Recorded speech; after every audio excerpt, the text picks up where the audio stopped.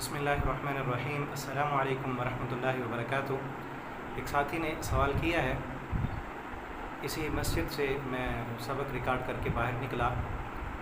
آپ جتنے بھی ساتھی آن لائن میرے پاس پڑھتے ہیں تو اسی مسجد میں بیٹھ کر میں سبق ریکارڈ کرتا ہوں۔ جیسے سبق ریکارڈ کر کے میں باہر نکلا تو ایک ساتھی انتظار میں تھے، انہوں نے سوال کیا کہ کیا محرم الحرام کے مہینے میں آدمی اپنی بیوی کے ساتھ ہم بستری کر سکتا ہے؟ تو میں نے اسے جواب دیا کہ کیا بیوی کے ساتھ نہیں کرے گا تو کس کے ساتھ کرے گا؟ شام کو مسجد الیوسف میں درس دینا تھا، وہاں بھی پھر میں نے گفتگو کی کہ ہمارے معاشرے میں یہ سمجھا جاتا ہے کہ ان دنوں میں اپنی بیوی کے قریب نہیں جانا، اور محرم کے مہینے میں خصوصاً ان پہلے 10 دنوں میں بیوی کے قریب بھی نہیں جا سکتے اور شادی بھی نہیں کرنی پورا مہینہ۔ تو یہ پابندی ہم نے اپنی طرف سے لگائی ہوئی ہے کہ اسلام نے اس پر کوئی پابندی نہیں لگائی۔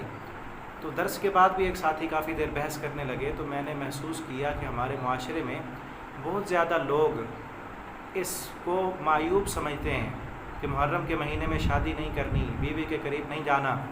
اس سے اور پھر اس ساتھی نے جس نے مسجد سے باہر یہاں پہ سوال کیا مجھ سے، اس نے یہ بھی کہا کہ مجھے کسی نے کہا کہ اگر بیوی کے ساتھ ہم بستری کی تو اس سے اگر اولاد ہو گئی تو وہ اولاد ٹھیک نہیں ہوگی، اپاہج ہوگی، اولاد کی یا آنکھیں نہیں ہوں گی یا اس کے ہاتھ نہیں ہوں گے، لولی لنگڑی اولاد پیدا ہوگی۔ تو اس طرح کی باتیں لوگوں کی اپنی گھڑی ہوئی ہیں، اور پھر افسوس اس بات پر کہ اسلام نے جو پابندیاں ہم پر لگائی ہیں ان کی کوئی پرواہ نہیں کی جاتی، اور اپنی طرف سے بنائے ہوئے لوگوں کے پابندیاں اور حلال و حرام کے کام اپنی طرف سے جو بنا رہی ہیں، جبکہ شریعت سازی کا اختیار تو اللہ نے کسی کو نہیں دیا۔ کیا چیز حلال ہے کیا حرام ہے یہ اللہ نے فیصلہ کرنا ہے۔ تو میں نے آپ سے بھی اسی لیے میں بات کر رہا ہوں کہ یہ پابندی کسی بھی دن اللہ نے نہیں لگائی۔ پورے 12 مہینے ان میں سے کوئی ایک مہینہ، کوئی ایک دن اور کوئی ایک رات بھی ایسی نہیں ہے کہ جس میں شریعت نے پابندی لگائی ہو کہ خاوند اپنی بیوی سے نہیں مل سکتا، ٹھیک ہے، سوائے چند حالتوں کے۔ وہ حالتیں کون سی ہیں؟ پہلی حالت احرام میں۔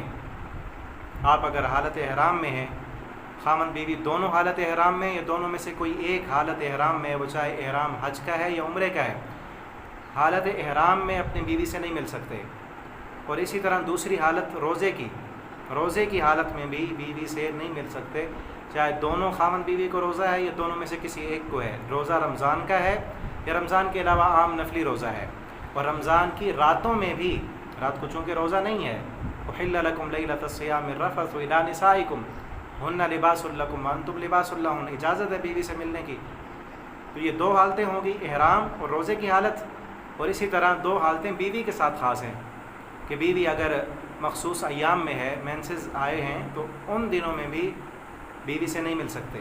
اور اسی طرح بچے کی پیدائش کے بعد نفاس کا جو خون آتا ہے تقریباً 40 دن، تو ان دنوں میں بھی بیوی سے نہیں مل سکتے۔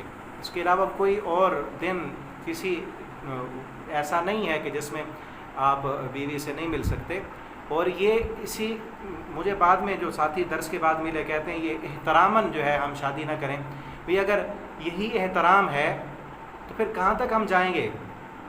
میں نے اسے بتایا کہ اسلام نکاح کرنا کوئی غیر احترام والی چیز نہیں ہے، اسلام نے ساری احترام والی چیزیں ہمیں بتا دی ہیں۔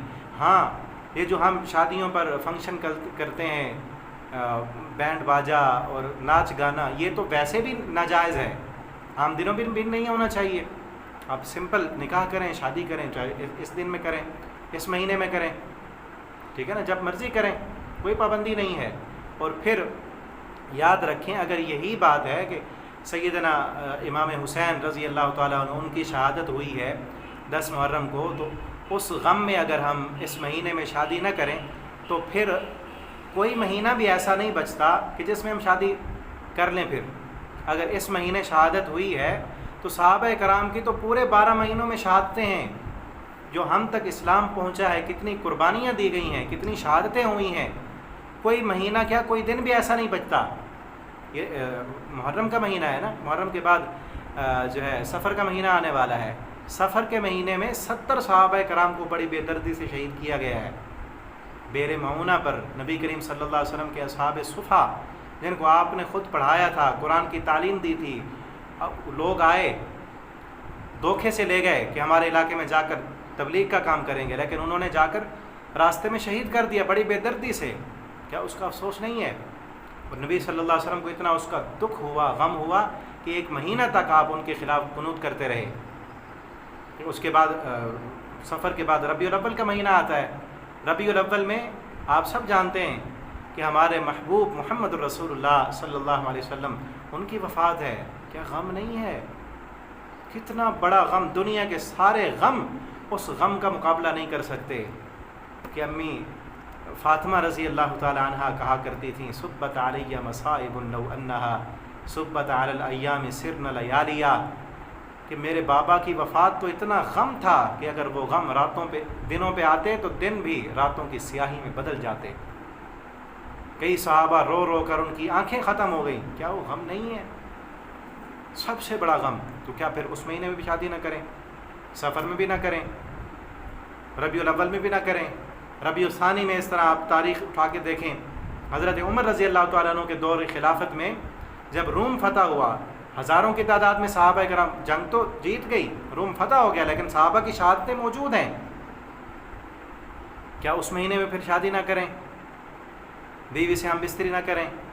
اسی طرح سب مہینوں میں، رمضان المبارک کا مہینہ ہے، سیدنا علی المرتضیٰ شیر خدا ان کی شہادت ہے، حضرت فاطمہ رضی اللہ تعالیٰ عنہ کی وفات ہے.